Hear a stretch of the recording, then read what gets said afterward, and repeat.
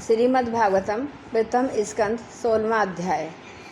इसमें परीक्षित जी की दिग्विजय तथा धर्म का पृथ्वी का संवाद। परीक्षित जी कौन है पता हो आपको? ये हैं अभिमन्यु के पुत्र। हाँ, सूत जी कहते हैं, सोनक जी, पांडवों के महाप्रयाण के पश्चात भगवान के परम भक्त राजा परीक्षित श्रेष्ठ ब्राह्मणों की शिक्षा के अनुसार पृथ्वी का शासन करने लगे। उनके जन्म के समय ज्योतिषियों ने उनके संबंध में जो कुछ कहा था, वास्तव में वे सभी महान गुण उसमें विद्यमान थे। उन्होंने उत्तर की पुत्री इरावती से विवाह किया। उससे उन्होंने जन्मेजय आदि 4 पुत्र उत्पन्न किए तथा कृपाचार्य को आचार्य बनाकर उन्होंने गंगा के तट पर 3 अश्वमेध यज्ञ किए तथा कृपाचार्य को आचार्य बनाकर उन्होंने गंगा के तट पर 3 अश्वमेध यज्ञ किए, जिनमें ब्राह्मणों को पुष्कल दक्षिणा दी गई। उन यज्ञों में देवताओं ने प्रत्यक्ष रूप में प्रकट होकर अपना भाग ग्रहण किया। एक बार दिग्विजय करते समय उन्होंने देखा कि शूद्र के रूप में कलयुग राजा का वेश धारण करके एक गाय और बैल के जोड़ों को ठोकरों से मार रहा है। कलयुग राजा का वेश धारण करके, अच्छा, कलयुग ने राजा का वेश धारण करा और वो गाय और बैल के जोड़ों को ठोकरों से मार रहा था, क्योंकि जब कृष्ण जी की डेथ हुई है तो ये कलयुग आ गया एकदम उस टाइम। तब उन्होंने उसे बलपूर्वक पकड़कर दंड दिया।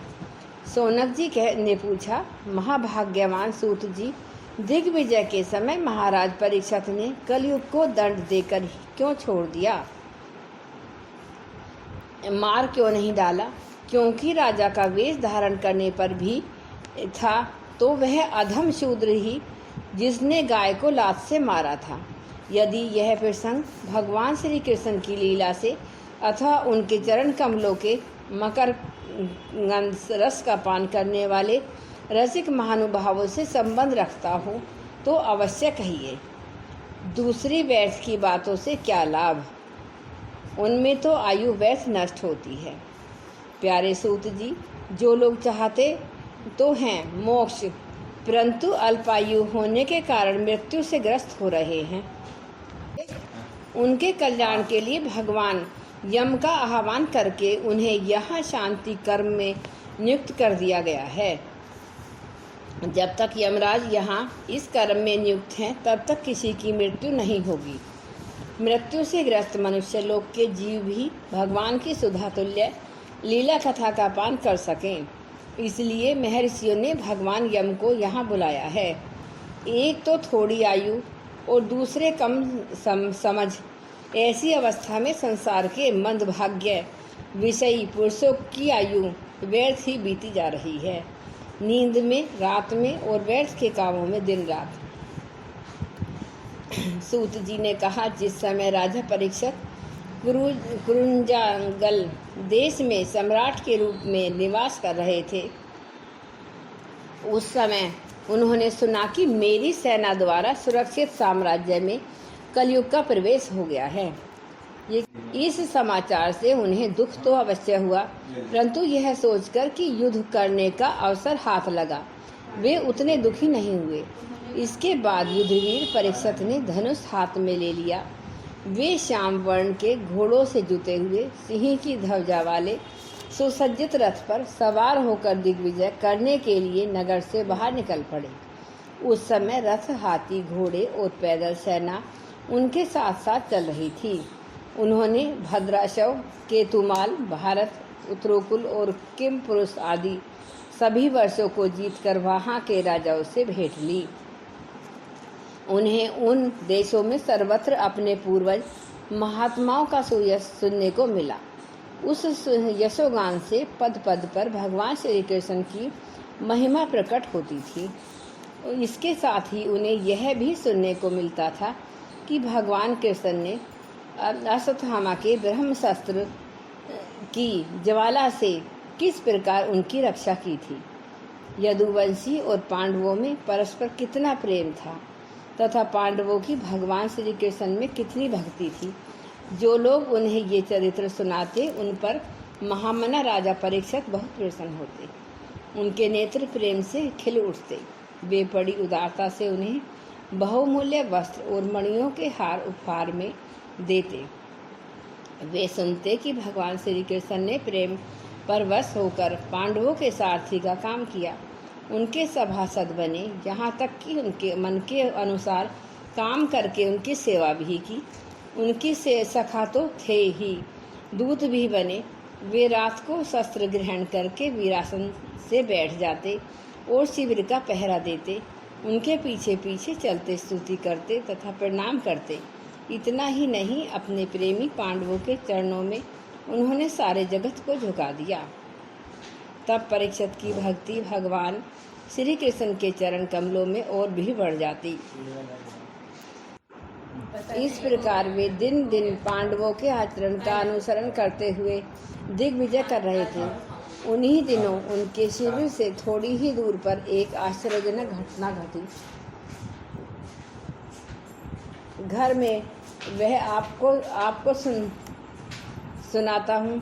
धर्म बैल का रूप धारण करके एक पैर से घूम रहा था।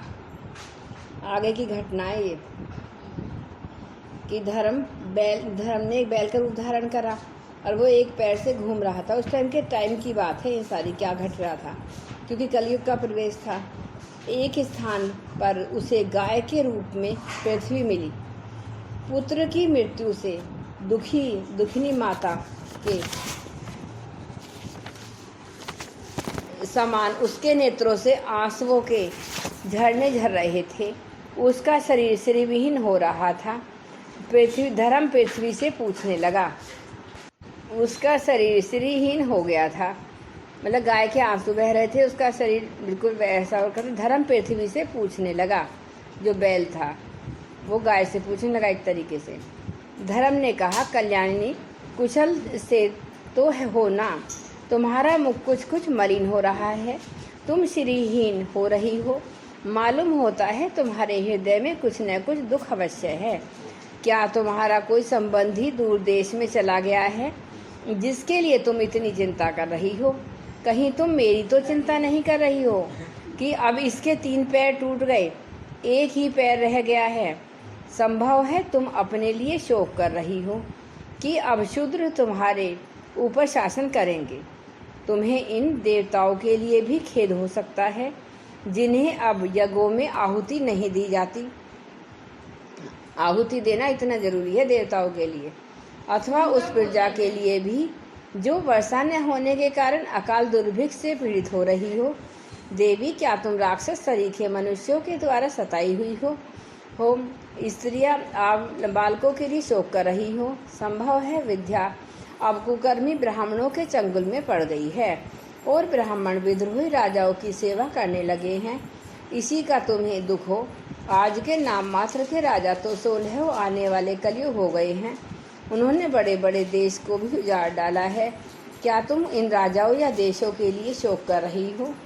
आज की जनता खान पान, वस्त्र, स्नान और स्त्री सहवास आदि में शास्त्रीय नियमों का पालन न करके स्वेच्छाचार कर रही हैं। क्या इसके लिए तुम दुखी हो?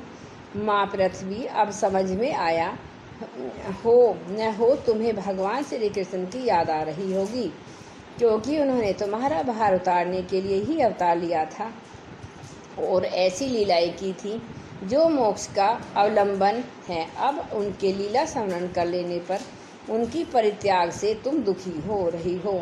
देवी, तुम तो धन रत्नों की खान हो। तुम अपने कलेश का कारण जिससे तुम इतनी दुर्बल हो गई हो मुझे बतलाओ। मालूम होता है बड़े बड़े बलवानों को भी हरा देने वाली काल ने देवताओं के द्वारा वंदनीय तुम्हारे सौभाग्य को छीन लिया है। पृथ्वी ने कहा, धर्म, तुम मुझसे जो कुछ पूछ रहे हो वह सब स्वयं जानते हो। जिन भगवान के सहारे तुम सारे संसार को सुख पहुंचाने वाले अपने चारों चरणों से युक्त थे, जिनमें सत्य, पवित्रता, दया, क्षमा, त्याग, संतोष, सरलता, शम, दम, तप, क्षमता, तितिक्षा, उपरीत, शास्त्र विचार, ज्ञान, वैराग्य, ऐश्वर्य, वीरता, तेज, बल, स्मृति, स्वतंत्रता, कौशल, कांति, धैर्य, कोमलता, निर्भीकता, विनय, शील, साहस, उत्साह, बल, सौभाग्य, गंभीरता, स्थिरता, आस्तिकता, कीर्ति, गौरव और निरहंकारता, ये 39 अप्राकृत गुण तथा महत्वाकांक्षी पुरुषों के द्वारा वांछनीय और भी बहुत से महान गुण उनकी सेवा करने के लिए नित्य निरंतर निवास करते हैं, एक क्षण के लिए भी उनसे अलग नहीं होते। ये सारी जो चीज़ें इनसे एक भी मिनट नहीं होते। पृथ्वी ने कहा कि ये तुम सब जानते हो। उन्हीं समस्त गुणों के आश्रय सौंदर्य धाम भगवान श्री कृष्ण ने उस समय इस लोक से अपनी लीला स्मरण कर ली और यह संसार पाप में कलयुग की कुदृष्टि का शिकार हो गया। यही देखकर मुझे बड़ा शोक हो रहा है। अपने लिए देवताओं में श्रेष्ठ, तुम्हारे लिए देवता, पितृ, ऋषि, साधु और समस्त वर्णों अथवा आश्रम के मनुष्यों के लिए मैं शोक ग्रस्त हो रही हूँ, जिनका कृपा कटाक्ष प्राप्त करने के लिए ब्रह्म आदि देवता भगवान के शरणागत होकर बहुत दिनों तक तपस्या करते रहे। वही लक्ष्मी जी अपने निवास स्थान कमल वन का परित्याग करके बड़े प्रेम से जिनके चरण कमलों की सुभग छत्र छाया का सेवन करती हैं, उन्हीं भगवान के कमल, वज्र, अंकुश, ध्वजा आदि चिन्हों से युक्त श्री चरणों से विभूषित होने के कारण मुझे महान वैभव प्राप्त हुआ था और मेरी तीनों लोकों से बढ़कर शोभा हुई थी, परंतु मेरे सौभाग्य का अंश अब अंत हो गया है। भगवान ने मुझ अभागिनी को छोड़ दिया। मालूम होता है मुझे अपने सौभाग्य पर गर्व हो गया था, इसलिए उन्होंने मुझे यह दंड दिया है। तुम अपने तीनों चरणों के कम हो जाने से मन ही मन कुड़ रहे थे, अतः अपने पुरुषार्थ से तुम्हें अपने ही अंदर पुनः अब अंगों से पूर्ण एवं स्वस्थ कर देने के लिए वे अत्यंत रमणीय श्याम सुंदर विग्रह से यदुवंश में प्रकट हुए और मेरे बड़े भारी भार को, जो असुरवंशी राजाओं को सैकड़ों अक्षौहिणियों के रूप में था, नष्ट कर डाला, क्योंकि वे परम स्वतंत्र थे, जिन्होंने अपनी प्रेम भरी चितवन, मनोहर मुस्कान और मीठी मीठी बातों से सत्यभामा आदि मधुमयी मनिनियों के मान के साथ धीरज को भी छीन लिया था और जिनके चरण कमलों के स्पर्श में निरंतर आनंद से पुलकित रहती थी, उन पुरुषोत्तम भगवान श्री कृष्ण का विग्रह भला कौन सह सकता है। धर्म और पृथ्वी इस प्रकार आपस में बातचीत कर रहे थे कि उसी समय राज ऋषि परीक्षित पूर्व वाहिनी सरस्वती के तट पर आ पहुँचे। जय गुरुदेव, जय गायत्री माता। ये 16वां अध्याय समाप्त होता है।